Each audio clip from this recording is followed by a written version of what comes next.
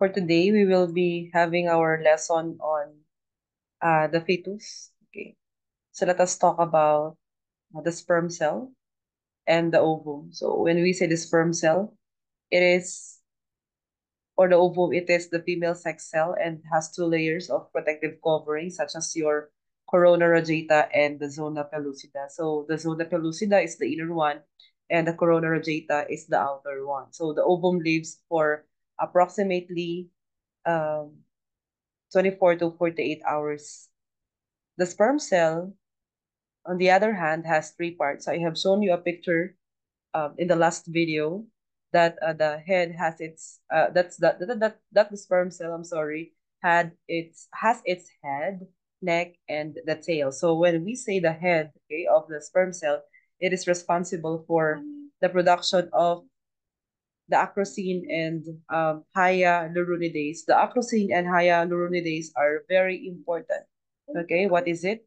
It is your acrosine. It is your acrosine and hyaluronidase. Okay, it is your acrosine and hyaluronidase. Okay, this come from the uh, head of the sperm cell for the dissolution of the corona radiata and zona pellucida in the period of capacitation. And then, of course, the neck is for stability and the tail is for motility. So that is your all about your sperm cell. Next is we have, okay, the lifespan of the sperm cell. Don't forget that the lifespan of the sperm cell is 72 hours or 3 days, but it could even impregnate a woman. It could even impregnate a woman, okay? It could even impregnate a woman up to 5 days, okay? So yung lifespan niya, umaabot siya ng 5 araw. So sa 5 araw na yun, na pagiging buhay niya, the sperm cell could possibly impregnate the woman. So this is now what you call as the zona pellucida and the corona radiata. So the corona radiata is this one. As you see, the corona radiata resembles like the sun rays, kaya tinawag siyang corona radiata. Zona pellucida, ito yung zona pellucida, ito yung inner layer ng ovum. Itong dalawang ito, it has to be, okay, it has to be, ano na to, dapat matunaw siya. Okay, tutunawin siya ng dalawa, yung hyaluronidase and acrosine na iproproduce ng sperm cell doon sa capacitation natin mamaya. Okay, just remember that. Okay? Remember, you're here to top the board exam, so you have to really listen in this. Okay. So this is the sperm cell. Actually, this picture will tell you that there are millions of sperm cells that could go near the ovum. So what do we say in the last video? We have approximately 200 to 400 million of sperm cell that is released during insemination, but 200 million, okay?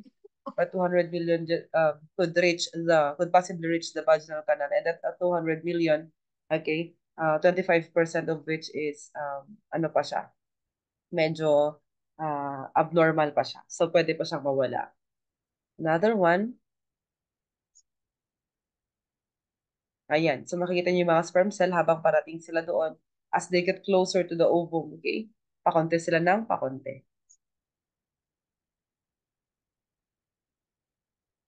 There are two types of gynosperm. We have the sperm cell or the gynosperm or the angiosperm. So dito, makikita mo na kung magiging babae or lalaki yung anak mo. So doon sa for example, no, this is the vaginal canal and this is now the uterus, okay? When you have the vaginal canal, this part is acidic. It's acidic, and the upper half is alkaline. So when you penetrate a woman and it's withdrawal, kaya ang mabubuhay dyan is gynosperm because they better thrive in the acidic environment. Okay? They better thrive in the acidic environment. So when you say they better thrive in the acidic environment, okay, X ang mabubuhay dyan, it will be a baby girl. So pag yan naman ay depenetration at naglabas yung lalaki doon sa loob ng vagina, it's a depenetration or sadyang mahaba lang talaga yung kanyang penis, okay? Okay, so the deposition is in the inner vagina, which would mean ang mabubuhay dito ay si androsperm. Okay? Ang mabubuhay dito si androsperm. Okay? Or the Y carrying. Because they better thrive in the alkalinic environment or the alkaline environment. So again, we have two types of sperm. We have the gynosperm and the androsperm. From the word itself, gyno, babae. okay? Parang Gina. Andro, lalaki, parang Android, okay? Or Andro. Andro mismo na pangalan is for lalaki. So, yun yung tatandaan ninyo. The insemination is the deposition of the sperm cell into the vagina during sex, okay? It is the deposition of sperm cell into the female's vagina during sex. So this one, after the deposition, you will have now, as what we say, okay, the healthy sperm cell should reach the uterus, okay? The healthy sperm cell should reach the uterus in 90 seconds and in 5 minutes, of course, sa fallopian tube. So dito, okay, when we say the insemination, okay, very important din siya na malaman natin that this has to be um, done with care. Kasi hindi pwede na mag-inseminate ka na iniisip mo. Again, uh, we have um, we have the um, thing that we call as, for example, you wanted to just withdraw it, okay? Ipag-isipan mo muna yan before you do the insemination. But again, we are after a healthy sperm cell. A healthy sperm cell should reach the uterus in 90 seconds and the fallopian tube in 5 minutes. And when we say fertilization, before we could do or have, fertilization, we have to have first the capacitation. So as we define capacitation, it is the capacity, okay? It is the capacity of the sperm cell, okay, to penetrate the two layers of the ovum. So what are the two layers of the ovum? We have the zona pellucida and the corona radiata. So what is it again? You have the zona pellucida and the corona radiata, okay? So ano ulit yung capacitation? So what will happen to the sperm cell? If for example, the sperm cell has already reached, halimbawa, ito yung ovum, ano? Ito yung dalawang layer niya, okay? Then you have here the corona radiata. Tama? Okay? And this is the sperm cell, the head, the neck, and the tail. Okay, you imagine na lang, okay? Nakuputol na. Ayan. So what will happen in capacitation? The sperm cell will take efforts, okay? The sperm cell can take efforts, okay? To penetrate the ovum, okay?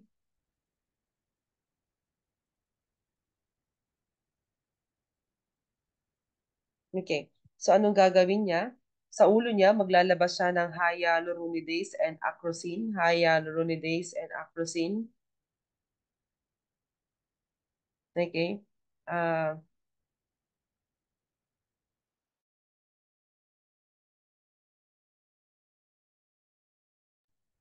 then we have here, pag nag-produce yung head ng hyaluronidase and acrosine, yung acrosine tutunawin niya, okay, ang zona pellucida. Yung acrosine tutunawin niya yung zona pellucida. And then the hyaluronidase tutunawin niya ang corona radiata. Okay, ano ulit? Again, we have here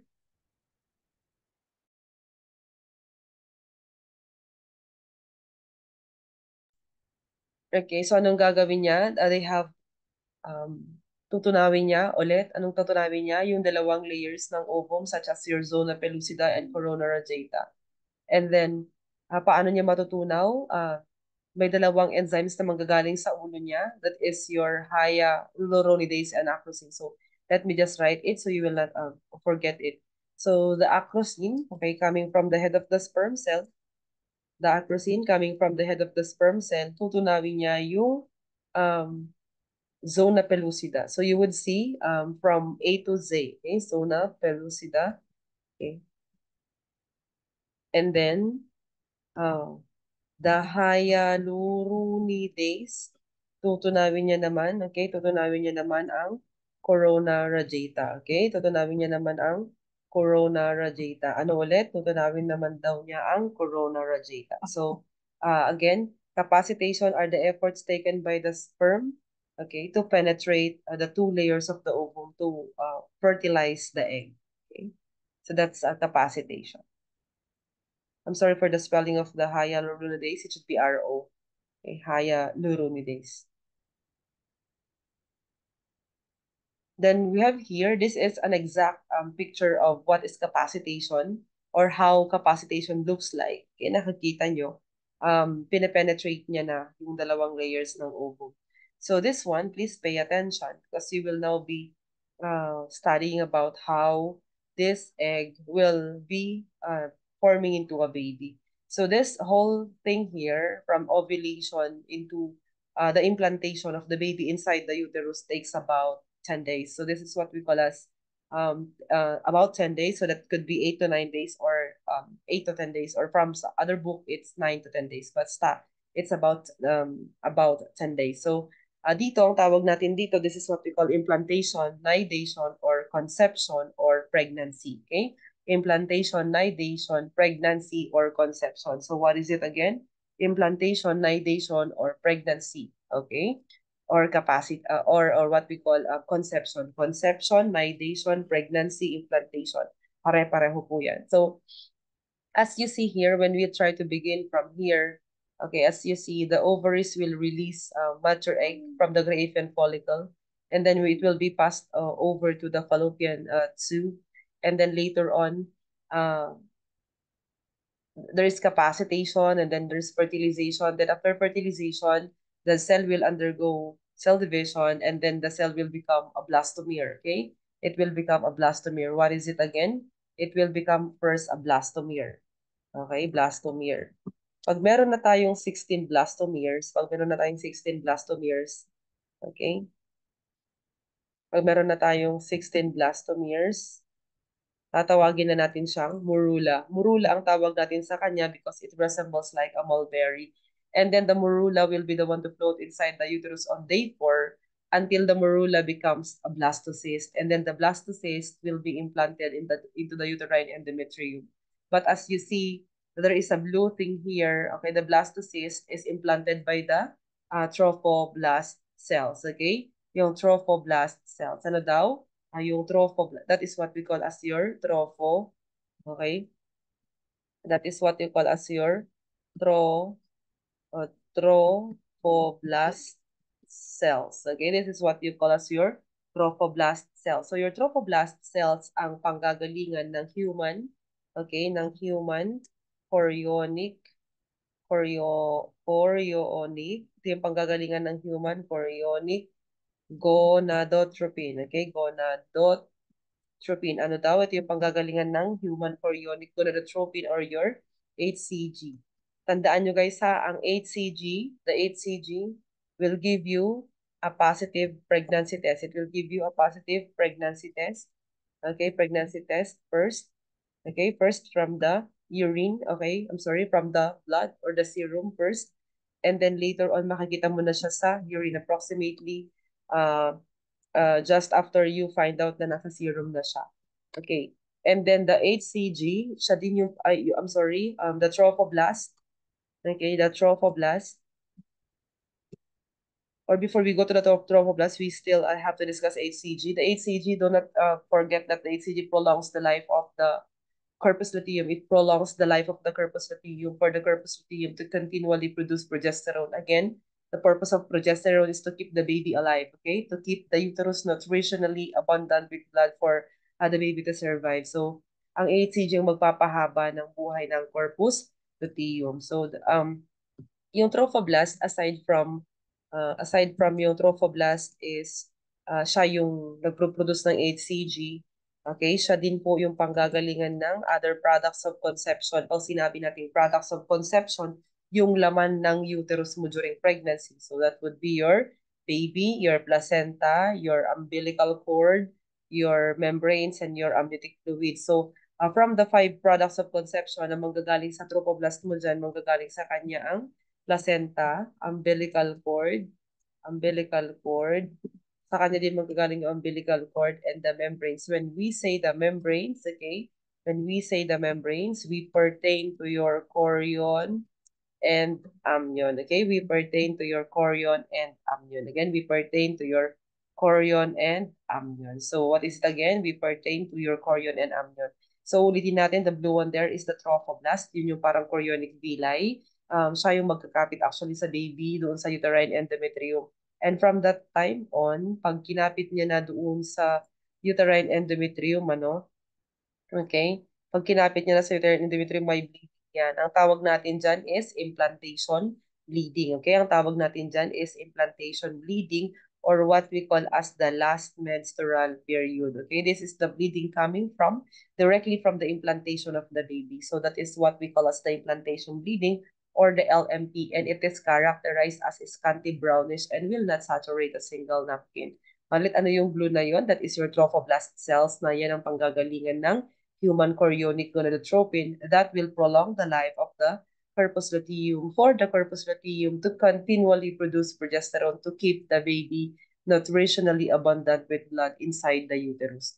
And aside from that, the HCG will be the one to give you a positive pregnancy test via the serum or via the urine. And then later on, yung trophoblast mo din, don't forget na siya yung panggagalingan ng placenta ng umbilical cord ng membrane such as your chorion and your amnion, such as your chorion and your amnion. So that is how the baby develops inside the uterus. And when the baby implants itself, it will now be divided into germ layers such as your ectoderm, mesoderm, and endoderm or endoderm. Okay? So this is an exact implantation. Okay, so what you see in the picture, parang may nakikita kayong brown, black dyan. That is, in the ultrasound, they usually pertain it or tell it to, sabi nila sa ultrasound, ito yun daw ay minimal subchorionic hemorrhage. And sometimes it's normal in the earliest time of pregnancy because of the implantation of the blastocyst into the uterine endometrium.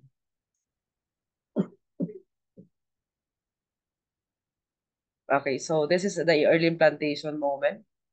Okay.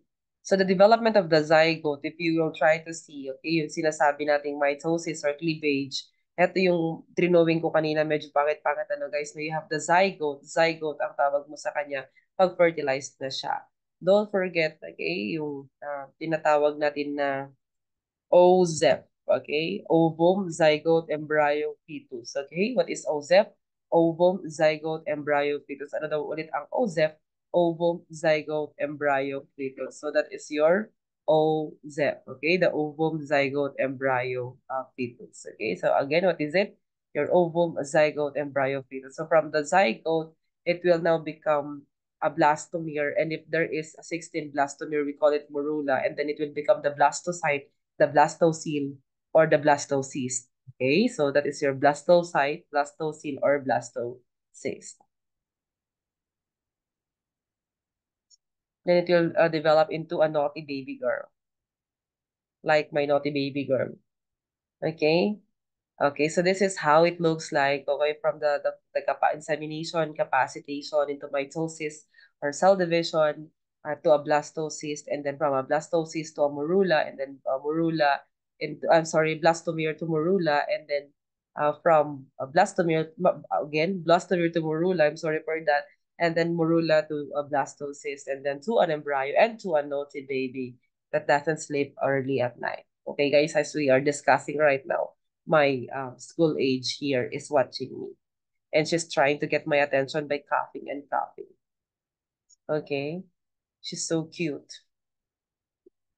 Her name is Jade. Okay, so the zygote. So when we say the zygote, it is the fertilized ovum. The blastomere, as you see in the picture, is the daughter cells arising from the mitotic cell division. And then the morula here is the solid ball of cells. Okay? Ang sabi natin is the morula is, it contains 16 blastomeres. Okay. Traveling form na siya kasi siya talaga yung pumunta sa uterus. Blastocyst, ito na yung naka-embryonic disc, blastocele or the blastocyte. Okay? Ito na yung naka-implant sa uterine endometrium. Okay? A very cute baby. And so we have here, again, sabi natin kanina, the trophoblast. Okay, the trophoblast will give rise to the other products of conception, such as your fetal membranes or what you call your chorion and amnion, your placenta, umbilical cord, and of course, the amniotic fluid. Okay, guys. Ganda ng updated na lecture, ano? This one, again, yung sinabi natin kanina, it will produce HCG. So, kanina yung bata, pag naging blastocyst na siya, it will divide now into germ layers. Hindi mikrobyo ang pinag-uusapan natin when it is the germ layer. So, we have here the ectoderm, the mesoderm, and the entoderm. Sometimes the entoderm is called the ectoderm. Okay? Sometimes the entoderm is called the ectoderm. Entoderm is sometimes called the endoderm. Okay? I'm so sorry guys, I am not used to use or I'm not used to utilize a ring light during the lecture because I have migraine. So please forgive me. Just do not look at my face. Just listen to my voice and the things that I am sharing you for free here. Okay? So we have here, pag naging ano nangyari, yung blastocyst, it will divide itself into ecto, meso, ento, or endoderm. Ito sa board exam, I really did not memorize this, but what I did is I familiarized myself to this thing. So the ectoderm gives rise to the skin, hair, nails, sense organs, nervous system, mucous membrane of the mouth and the anus and mammary glands. And we have here the mesoderm. So the mesoderm gives rise to the kidneys, musculoskeletal system, reproductive system, the cardiovascular system, the connective tissues, and here we have the endoderm. It gives rise to the bladder, lining of the GIT, tonsils, thyroid gland, and respiratory system. Okay. So the implantation or nidation or conception or pregnancy, okay, it takes about 6 to 9 days.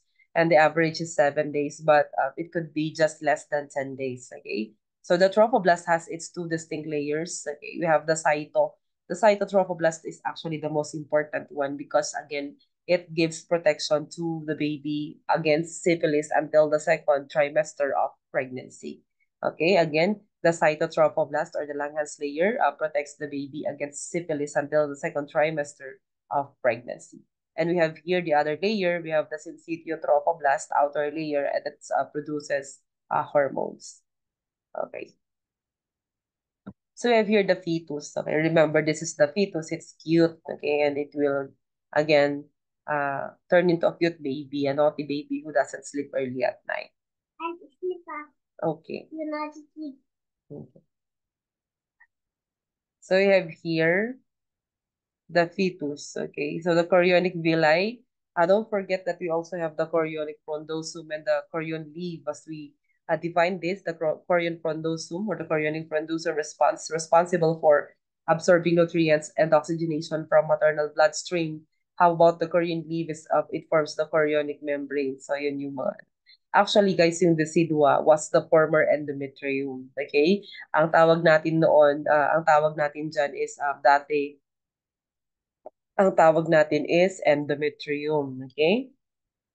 Endometrium, if you remember, it is the outer layer of the uterus that is also a class. Has two sublayers, your basal and your glandular layer.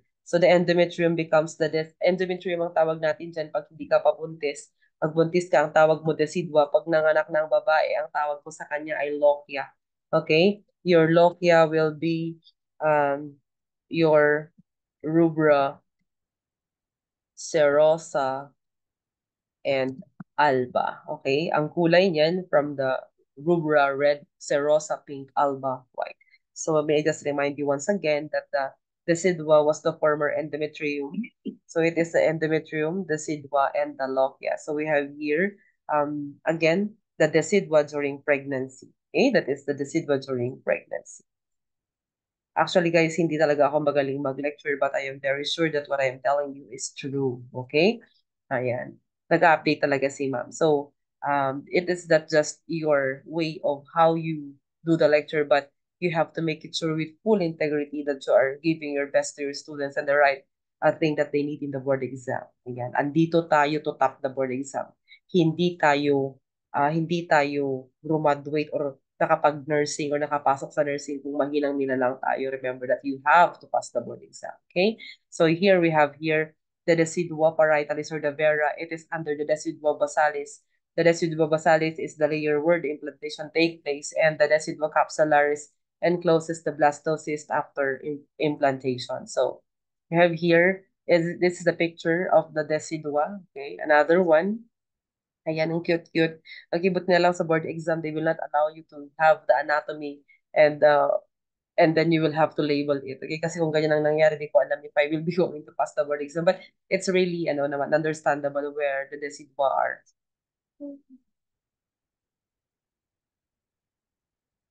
Okay, the membranes, you have your chorionic membrane. It is a thick, opaque membrane, okay? Actually, yan, very, sila very matatag sila kasi hindi nahuhulog yung baby doon sa loob no matter what happens. Okay? So we have here the amnion. The amniotic membrane is the one that is close to the baby or enclosing the baby. So this one, if they get ruptured, dito tayo nagkakaroon ng infections, okay, inside the uterus. Another is we have the amniotic fluid. Guys, you have to remember that the amniotic fluid is the fluid inside the uterus, ano? Okay, so the volume should be 500 to 1,000 ml. The average is 1,000 ml, but some other books would say it's 1,200. But more than 1,200 is already called your polyhydramnios. Your polyhydramnios is when your amniotic fluid is more than, okay? It's more than your 1,200 ml. So the color of the amniotic fluid is originally clear, no?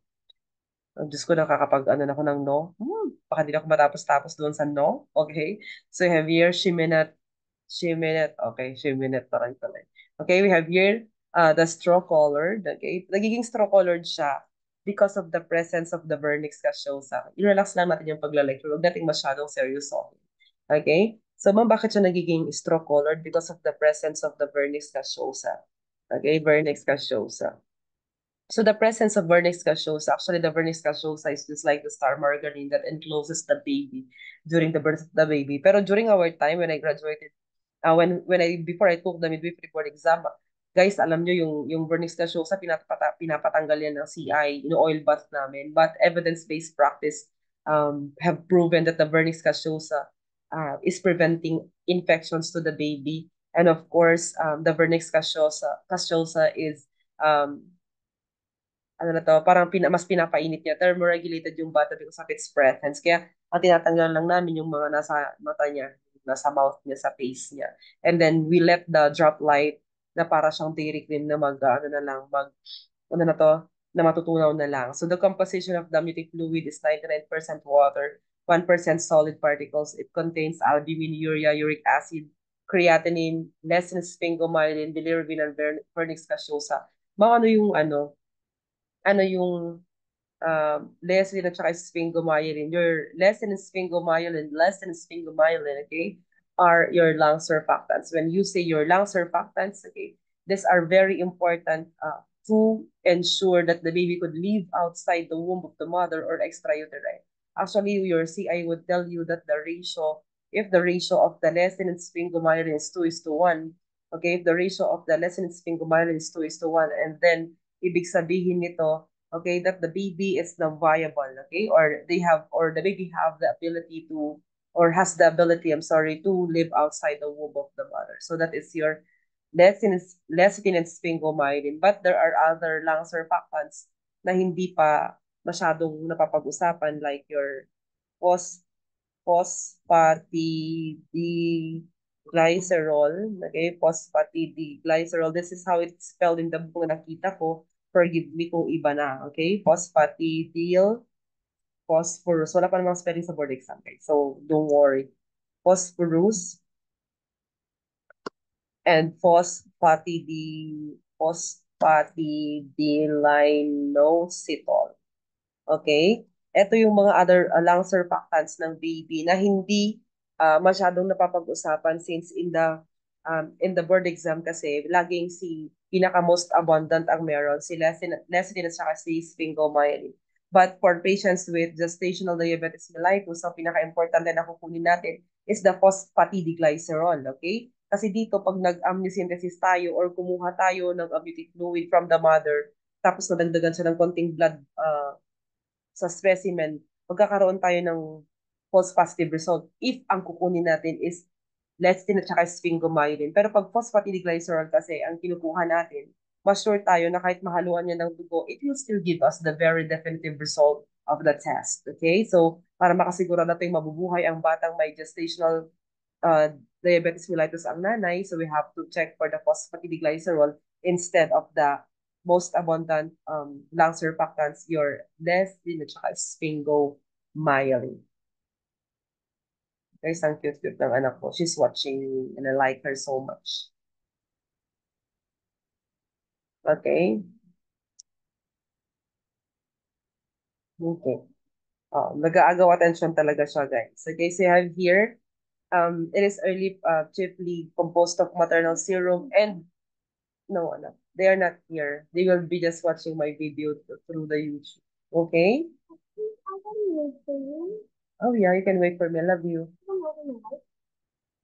Yeah. No. Guys, I'm sorry for that one. Okay. So we have here, pag 10th week na, okay? Pag 10th week na, nadadagdag na po yung ihi ng bata sa amniotic fluid. So, nung bata pa tayo, literal, we are drinking our amniotic fluid. Okay? Our urine, I should say. Okay, the appearance of the amniotic fluid should be clear and colorless to straw-colored. Guys, pag green tint siya, golden, gray, red, iba-iba yan, okay? Pag green tint siya, meconium stained. Meconium stained, amniotic fluid, delikado siya. Pag golden, RH incompatibility. Okay, RH incompatibility. Pag gray, infection. Pag red, vasa previa, vasa previa.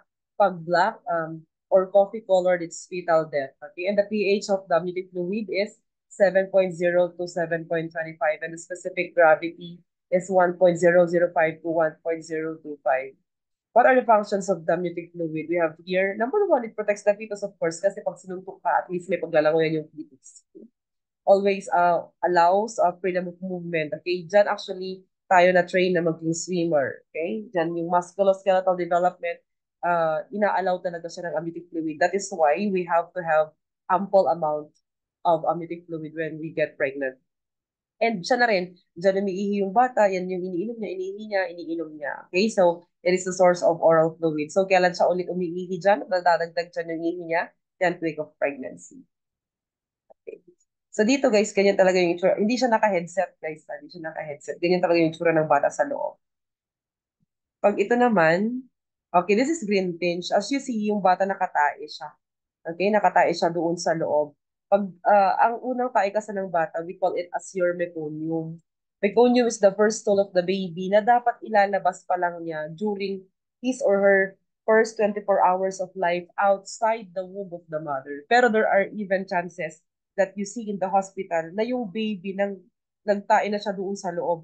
Pag nakatae siya sa loob, mahahalo niya yan sa amniotic fluid, and that would turn into meconium aspiration pneumonia. Okay? Meconium, meconium aspiration pneumonia. So that is your meconium aspiration pneumonia, and the baby may have to be admitted. Again, the meconium is the first stool of the baby. It's characterized as blackish, thick, black, green, greenish to blackish sticky stool. Okay?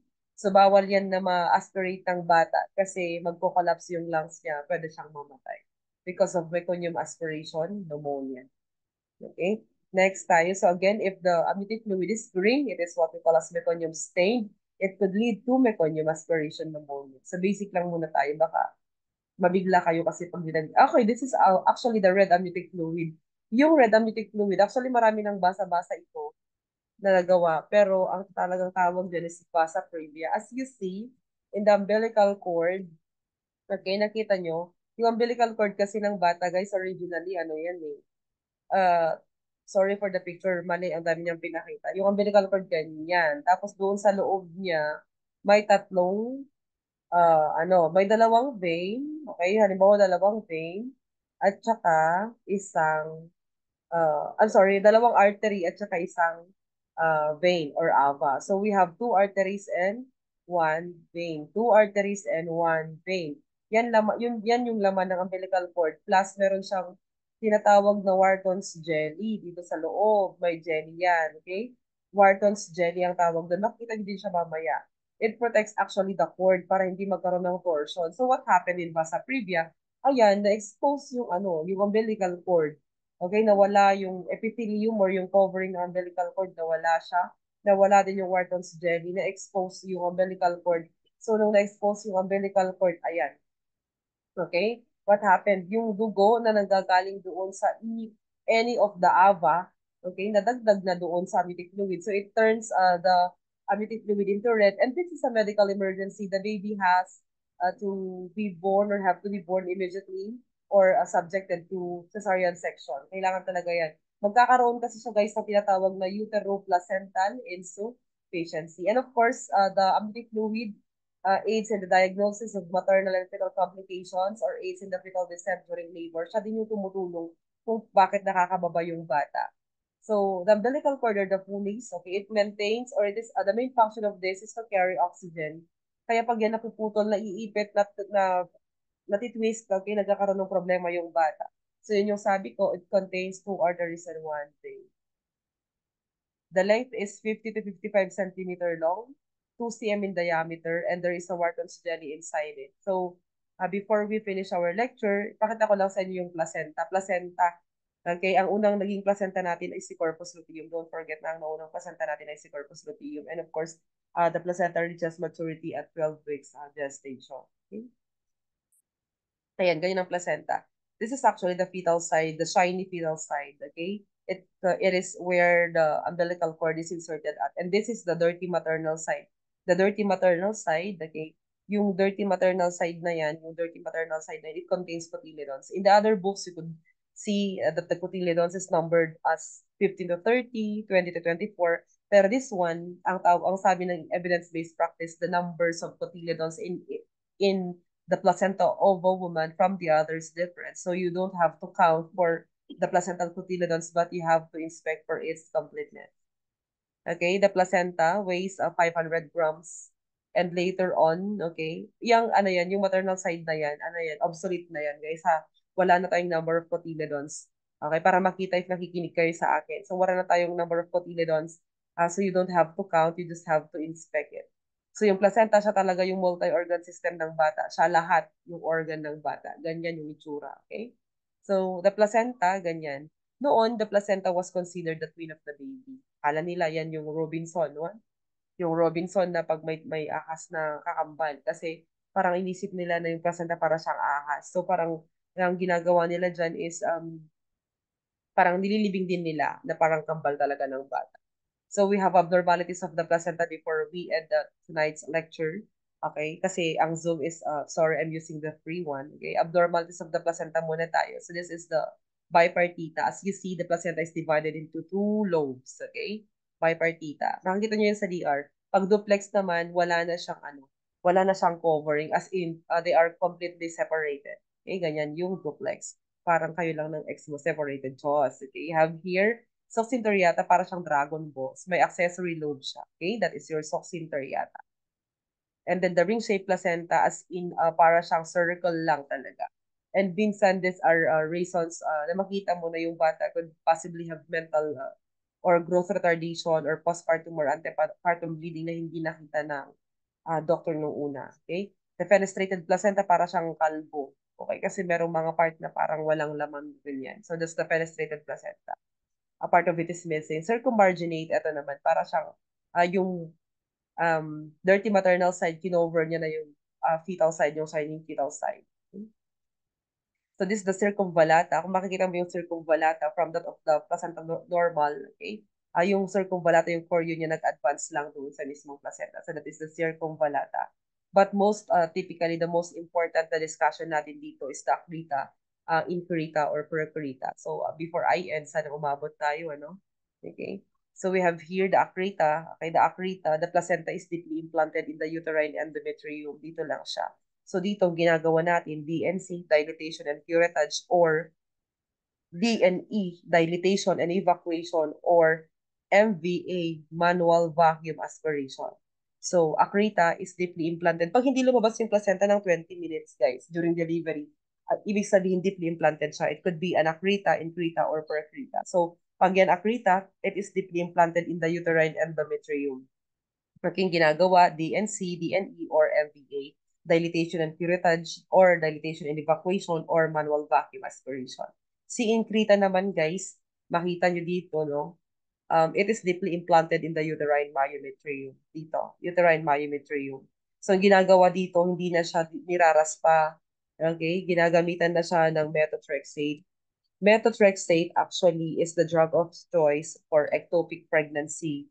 But methotrexate could also be utilized, ginagamit natin for, methotrexate is the drug of choice for H-mole. Okay? Pero ginagamit din siya sa ectopic pregnancy at saka sa pagtunaw din ng placenta increta. Ano ulit? Methotrexate is the drug of choice for H-mole or hydatidiform mole or gestational trophoblastic disease, but it is also utilized para matunaw natin ang placenta inferta. But if the uterus is here na guys, dito na siya sa pinakadulo ng walang hanggan. Hanggang sa dulo na. Okay. Ayaw ng anak ko yung kanta ko guys kasi umuulan na rin ng malakas. So, yung placenta percreta dito na siya sa labas ng perimetrium. So, pag nasa labas na siya ng perimetrium, wala na tayong ibang pwedeng gawin dito kundi emergency hysterectomy. So, what are the common board exam questions in here? The accreta is deeply implanted in the uterine endometrium. Okay, uterine endometrium, ang ginagawa natin dito para magamot yan is DNE, dilatation and evacuation, dilatation and curettage and manual vacuum aspiration. For the inferita, it is deeply implanted in the uterine myometrium. So what we do, bibigyan natin siya ng methotrexate para matunaw lang siya. Okay? And then for purfrita, dahil nasa perimetrium na siya, malayo na siya sa'yo. Okay? Malayo na siya. So pag hindi mo pa tinanggal yan, magbibil yung nanay to death. So kailangan emergency hysterectomy or removal of the uterus. Okay? I hope you enjoyed tonight because next topic we'll have the maternal adaptations to pregnancy and we have to take it easy. Okay? Thank you so much.